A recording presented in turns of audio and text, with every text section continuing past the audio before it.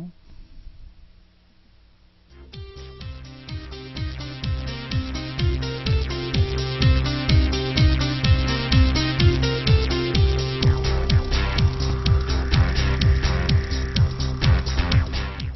Hello everybody, welcome to our Retroshare tutorial. Now, a couple of announcements first. Remember, we do our live show now on Sundays at 3 p.m. Eastern. You can see the show at sunskymysteries.com. That's sunskymysteries.com, 3 p.m. Eastern Daylight Time. Now, in these days, as we proceed through all of the nefarious and some would say unacceptable events of the world that we are going through, communication with each other is key because we now live in a global society. I know people in Europe, I know people in New Zealand, I know people in Mexico, Brazil, Canada, Alaska, and on the east coast of the United States.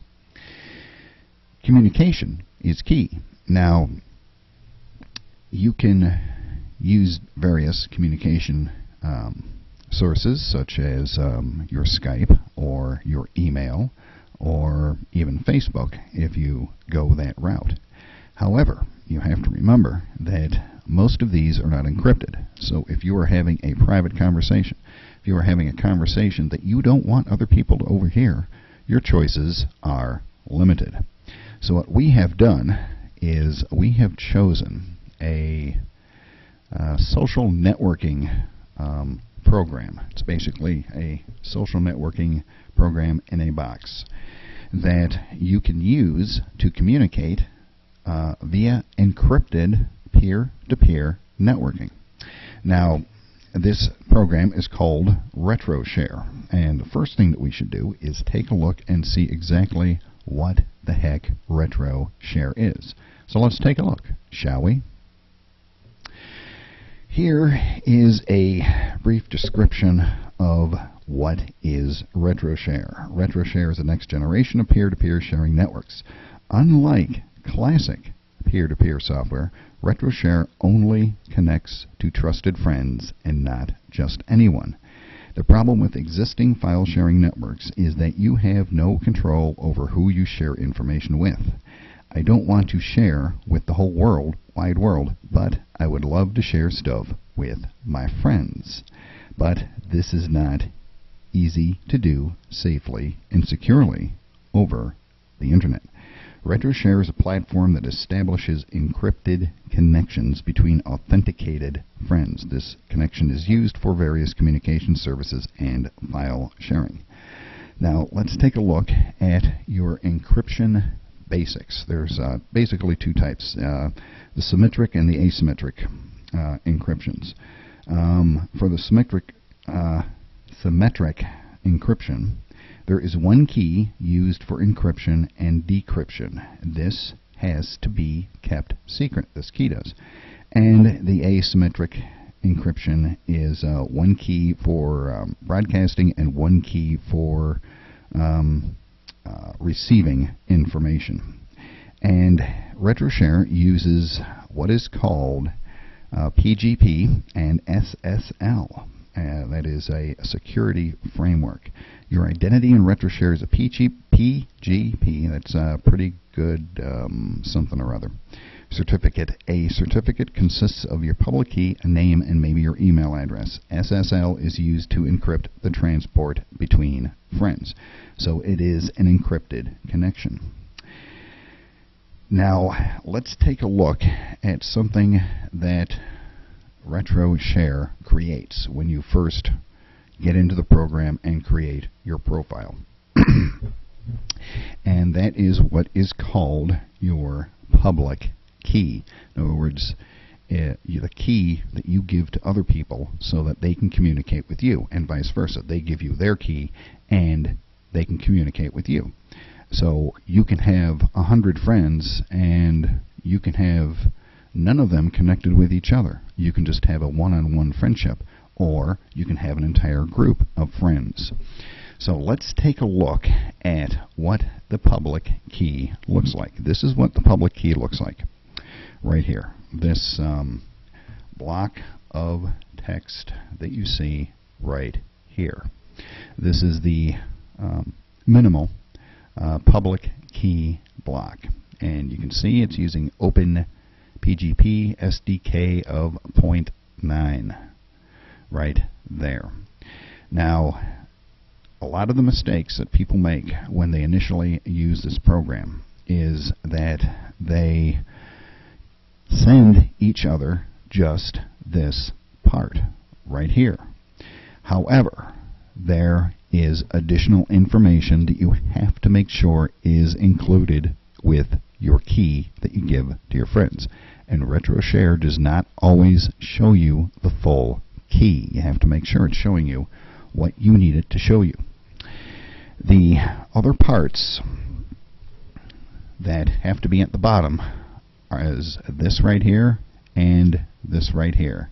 This one right here is your SSLID, and you have to have it in order for the program to be able to find the person that you want to talk to. So that's easy enough. All you have to do is make sure that this line and this line is included with this stuff up here. Now, let's talk a little bit more about how this works. You can have a private chat with your friends, or you can have a public chat. There is a group chat and there is a private chat, a one-on-one, and where everybody can join in. And it allows you to chat with your friends, friends of friends, and you can send messages to each other, which looks very similar to an email, but there is no email server. You have no email address. It also has a couple of features that I find very, very intriguing. It has what are called channels, and I'm not exactly sure how the channels work, so I can't tell you too much about them. But you also have your very own discussion forum that you can invite friends to, and it also has voice over IP. So in other words, you can make calls to your friends' computers, provided both of you have a microphone and a headphone. So let's take a look a little bit more at how this works. This talks about the channels that you can have, and I haven't really used them. So, but I thought it would be good to bring everybody up to speed on exactly what the channels are, because they may be useful in some circumstances. You've got three different types. You've got anonymous, you've got authenticated, and you have self-regulating. There is an anonymous. There is no identifying information in the channel unless you add it yourself that could link back to you.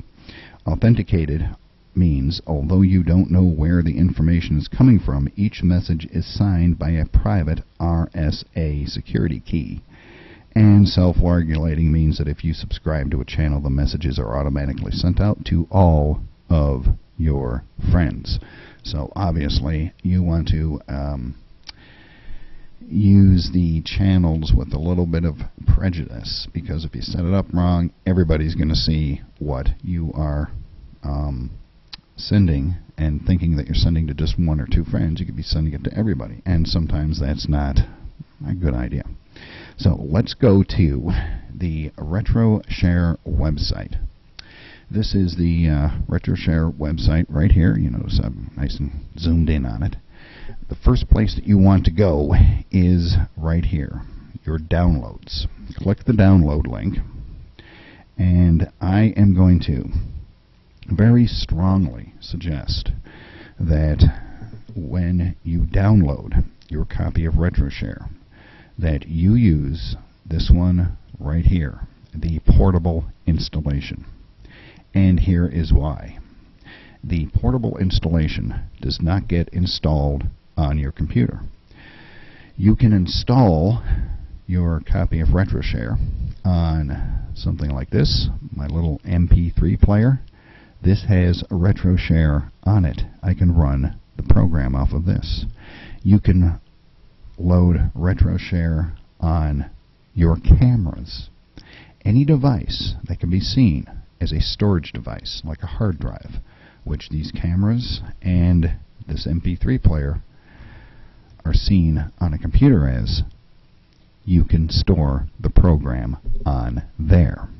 And I find that this is a extremely good idea, because you can have as many backups of the program as you want, so that all you got to do is copy all the files on there, and all of your certificates and everything go along with it.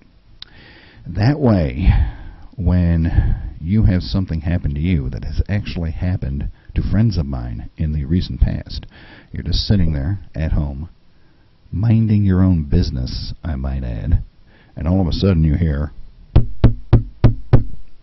at the door. You go up to the door and you say, "Hello, who is it?" And you hear, "Pizza delivery." So you open up the door, and wouldn't you know it, your local neighborhood-friendly SWAT team is at the door. And they proceed to take all of your computers with them for some unknown reason. However, you still have your Retroshare program with all of your private information stored on your camera, which they neglected to take, or on your MP3 player, which they also neglected to take. So, that is why you want to download the portable version. So let's go through it, and I am going to set up a profile and show you how to import a Friends security certificate. So let's take a look at that.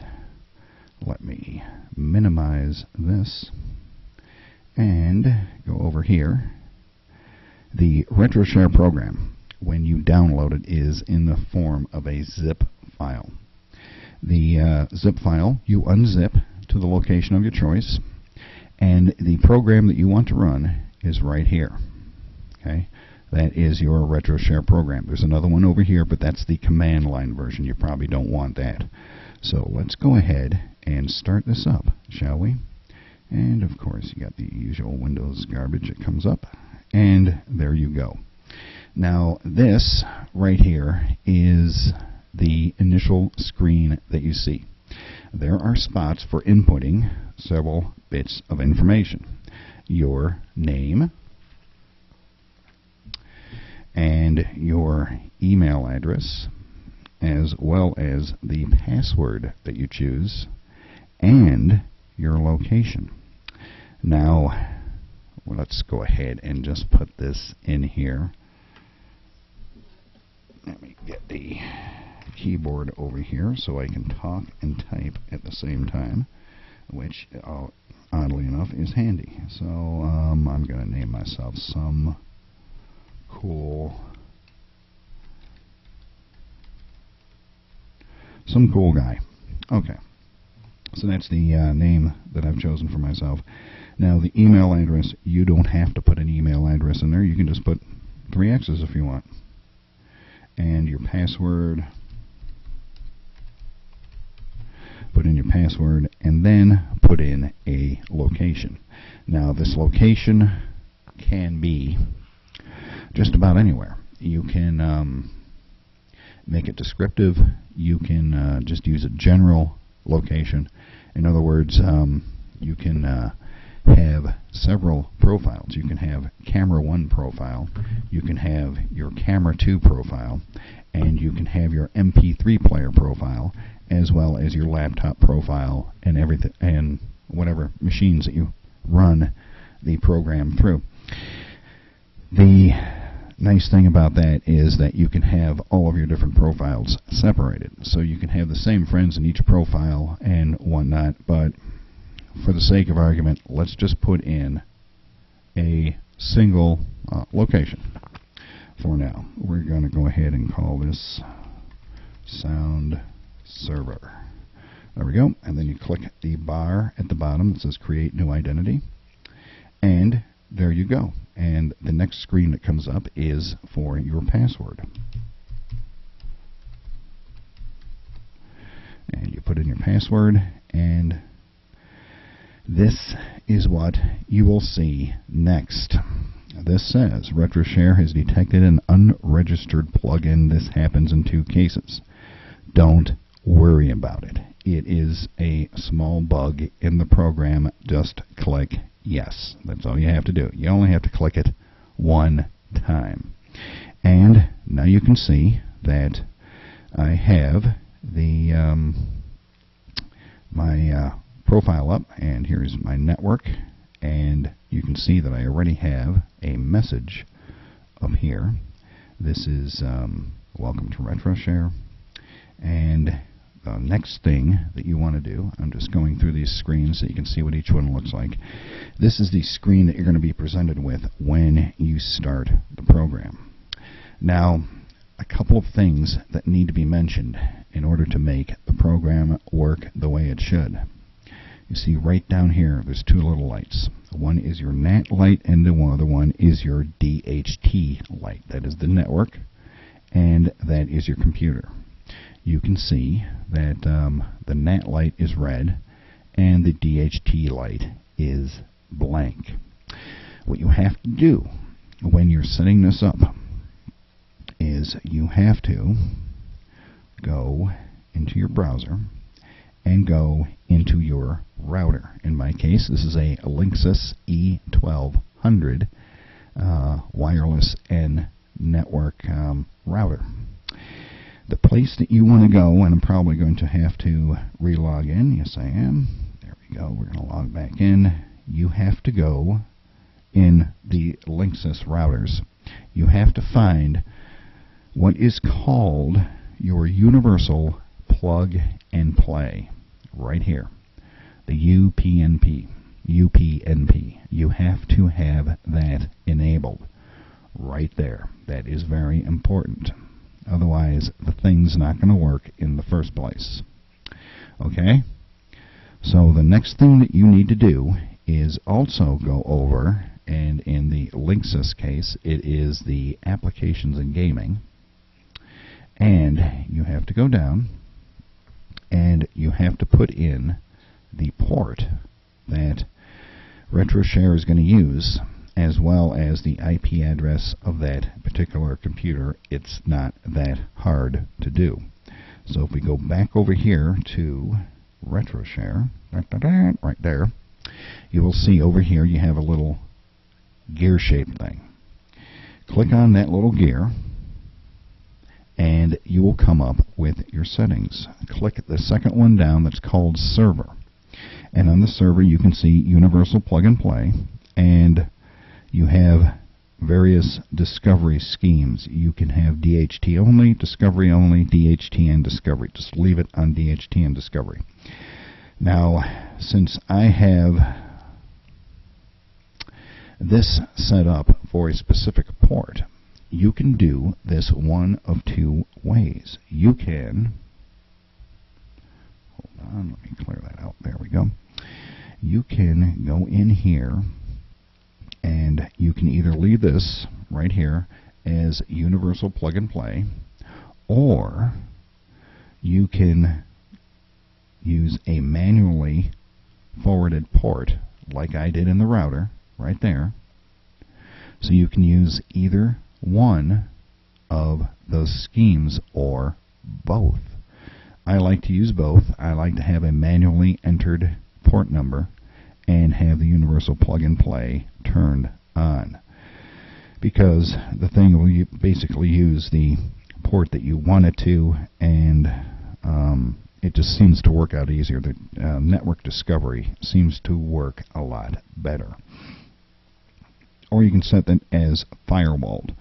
You want to go to find out exactly what everything is that is contained in your setup and server information area.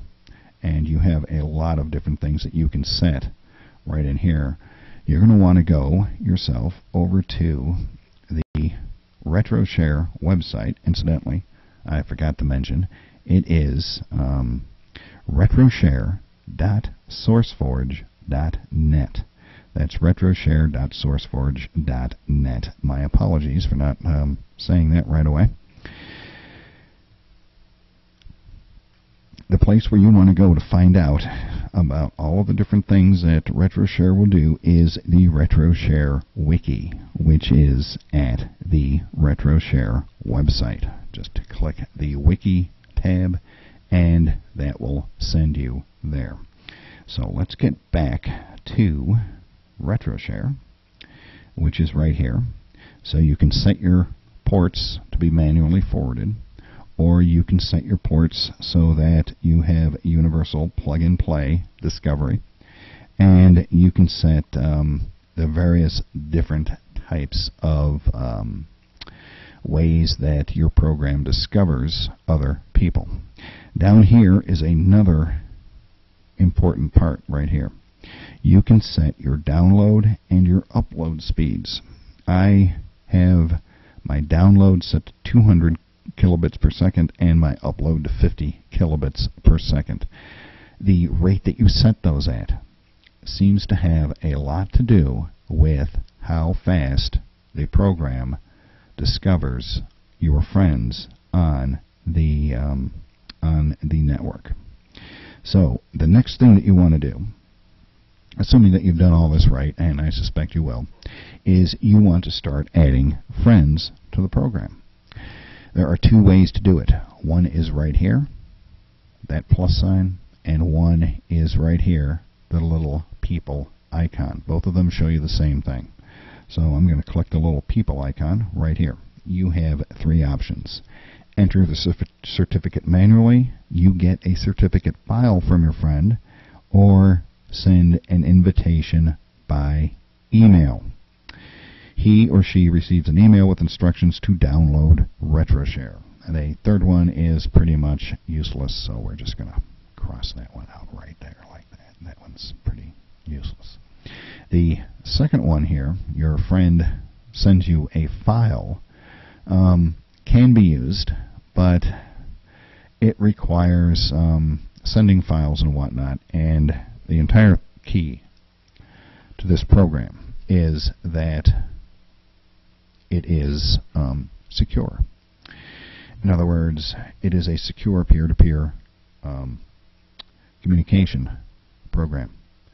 Sending something by email, which is usually what you have to do with files, is, well, it kind of defeats the purpose of the whole security thing. So, you're a member at a forum, your discussion forum, and you want the people that are on there, because usually it's sort of a community, you want the people on there to be able to communicate with you on Retroshare. So you send them a private message, a PM, with your PGP key.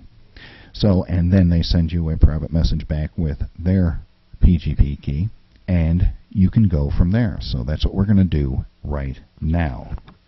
You see, I have the little bullet right here on the first one there. Manually enter the key and click Next. And this shows you, let me see if I can make this bigger. Let me see here. Let me make it wider. You can see this is your PGP key right here, and you can see the all-important SSL ID right here, as well as your local information. So your friend sends you a key, a PGP key. Let me go right over here. I happen to have one right here, and you can copy and paste it in Notepad and save the file, or however you want to do it. You can just copy and paste it if you want to. Now you can see that this one has the SSL ID in it, and it has the network information on it, as well as all of the header information and everything that it needs. So I'm going to copy that, highlight it, copy it, go back over here to Retroshare, and I am going to paste it down here. Now you can see we got the SSL ID like you're supposed to. We have the network information, and we have your PGP key.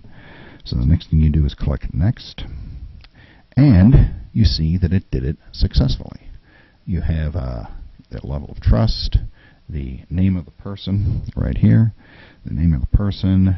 You have various bits of information down here, And what we're going to do is we're going to go ahead and set up this particular friendship right now, because this is also highly, highly critical to get the program to work. You have your options down here, right there. You want to click Authenticate, sign the PGP key, add as a friend to connect with, and the service permissions. In other words, the services that come along with Retroshare.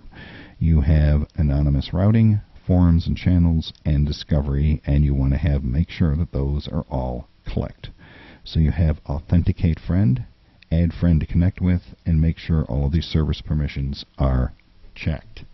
Later on, as you get to know the program, you can decide which friends you want to allow to see what things. So next you click Finish, and it wants your password once again, which is normal.